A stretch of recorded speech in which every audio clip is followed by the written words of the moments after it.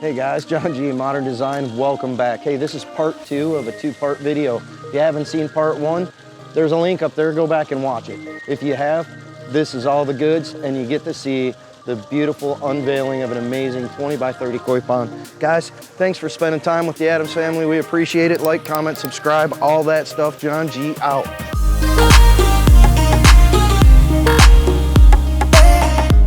All right, guys, so here we are. You guys have seen video part 1. You saw what happened under the bones, everything getting in the ground so that we're ready to bring our artistic stuff to life in this backyard. So those of you who don't know, this is a pond built for my mom's doctor of over a decade. We are so appreciative to be here. Thank you, Doctor, so much. If you're watching this video, we absolutely appreciate everything you do, and it is a blessing to be back, bringing the magic into your backyard. So we've got this boulder precariously flown in here on top of the fish cave. It's strapped up. Safe is not the exact word that I would use, but we just really wanted to get a feel because we are coming to the end of the pond section and into what is going to be a split series of waterfalls. We knew we wanted the split right off the bat. We got a lot of windows we're trying to hit. Really wanting this guy to be falling straight into this 3-foot deep section because that's what we got going on right here. As you can see, these rocks are like 5 foot high of stacks right now. That's about what we got. And we're gonna have probably somewhere right about there in waterfall-ish. So we're like 18 inches of actual drop in this thing. So we're trying to make sure we get everything angled just the way we need to. We actually, this is the second time we've flown this rock into the hole. One was on the very far side of the pond because we knew we wanted this thing to be front and center viewed from somewhere. We know the patio section is right behind you guys where you're looking at. And we flew it into the side of the pond over there, and yeah, it looks great. If you make this rock look bad, you probably shouldn't be setting rocks, but yeah, this thing is just absolutely perfect. We knew we wanted to do something special with this guy. And then we saw this little lip right here on this thing. Oh, just picture water lapping right over this guy right here, falling down into the deep section, causing some super bassy tones because this is like a cave right here next to the cave, and it is going to project that sound straight towards you guys if we can make this happen, which is exactly, we're gonna make it happen. It's gonna be interesting to make it happen though.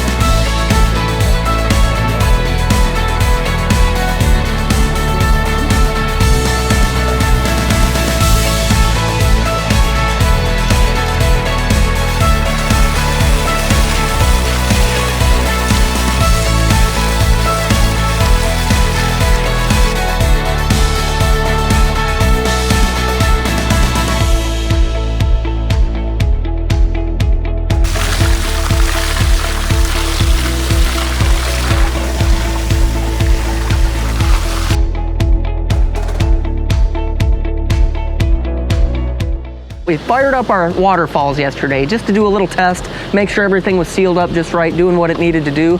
And we had a little touch up on foam under one rock that we had to do. And when we shut the pumps off, I noticed that our biofalls were leaking. Not like leaking, like losing water into the dirt kind of leaking, but emptying kind of leaking back into the feature.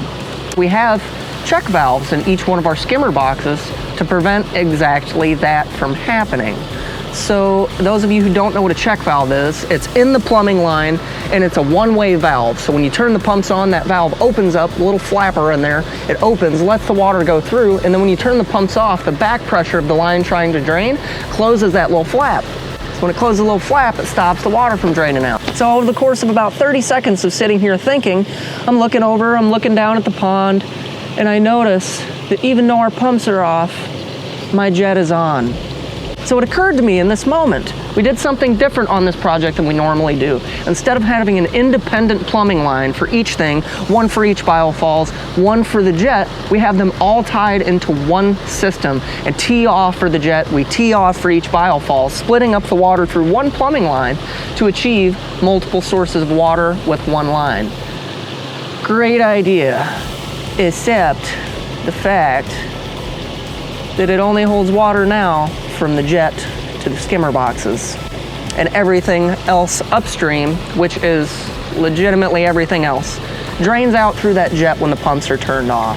So fortunately, we don't have all of our plumbing and everything buried through here yet, because now we're gonna have to come in with a third check valve. So we're gonna have to dig in here and put that check valve in line between the jet on the uphill side from the jet to the biofalls to prevent the biofalls from draining out upon turning off the pumps.